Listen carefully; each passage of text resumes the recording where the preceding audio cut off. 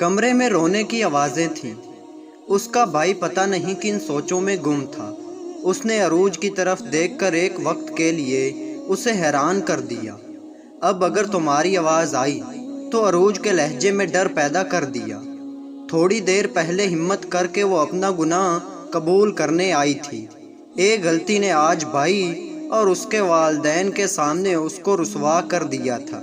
زمین میں دھنستی جا رہی تھی۔ اس کے بھائی اس کو چلاک عورت سمجھ رہے تھے۔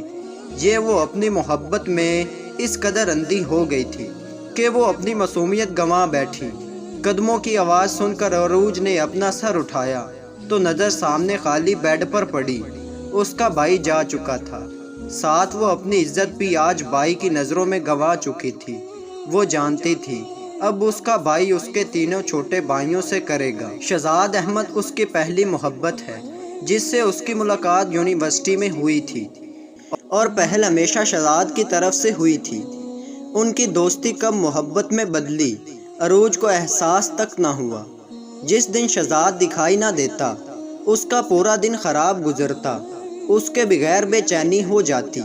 ایسا ہی ایک دن تھا جب وہ بنا بتائے چھٹی کر بیٹھا اور عروج جو آج اپنی اسپیشل ڈے اتنا تیار ہو کر آئی تھی، سارا موڈ خراب ہو گیا۔ لیکن نہیں، چھٹی سے پہلے ہی شہزاد اسے یونیورسٹی کے گیٹ پر ملا اور اس دن عروج کی سالگرہ کا حیرت انگیز تحفہ دیا۔ اس سے اظہار محبت کر کے شہزاد احمد کی دی ہوئی رنگ اس کی انگلی کی زینت بنی۔ دل سے سر آنکھوں پر رکھا۔ اس کے بعد سے عروج الگ ہی دنیا میں کھو گئی۔ پڑھائی سے زیادہ اس کی توجہ کا مرکز اب شہزاد احمد تھا۔ لیکن ایک دن شہزاد کی حرکت نے اسے پریشان کر دیا۔ اس کی بہن اٹھا کر رکھتی تھی، وہ گھر میں کسی کام کو ہاتھ نہ لگاتا، جبکہ شادی کے بعد بہت سے کام وہ خود کرتا تھا۔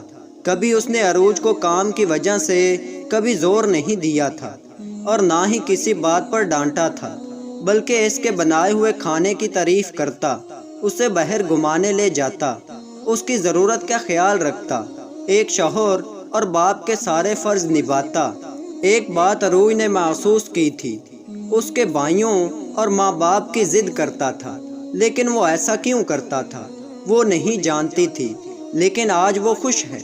کل تک موت کی دعا کرنے والی آج زندگی کا ہر لمحہ جی رہی تھی، لیکن وہ گناہ آج تک نہیں بھولی، اور یہی وجہ ہے کہ اپنی بیٹی کی گہری دوست بن بیٹھی۔ پہلے میں اس دن کو کوستا تھا جو دل لگی کے لیے شیروں کی عزت پر ہاتھ ڈالا، لیکن اب سوچ رہا ہوں یہ وقت نہ آتا تو آج تک بے حس بنا صرف خود کے لیے احساس رکھتا، صرف اپنے بارے میں ہی سوچتا، اور اسے زندگی کا ہر لمحہ، ہر چیز ہمیشہ یاد آتی رہی۔